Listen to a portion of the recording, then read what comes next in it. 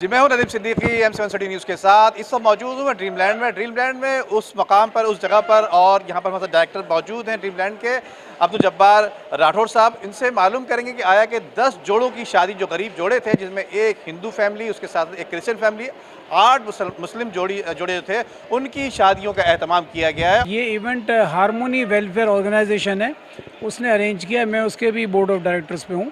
Madam निगत उनकी president हैं। तो जब ये डिसाइड किया हमने कि हमको इज्तिमाई शादी करते हैं, तो आलिम हाशिम साहब हमारे कोऑर्डिनेटर हैं, उन्होंने कहा कि भाई मैं 4 शादियों का इंतज़ाम कर सकता हूँ। तो उसमें एक और साहब थे, उन्होंने कहा मैं 5 हम कर लेते हैं हम लोग। फिर इस तरह 6 होते गए, 7 होते गए, होते होते अल्हम्दुलिल्लाह 10 हो गए। तो ये बस समझें कि ये कुदरत ने ही ये चीज़ करवाई है। जो घर का किचन चलाने के लिए या नॉर्मल लाइफ गुजारने के लिए जो जहेज़ होता है, वही हमने दिया है।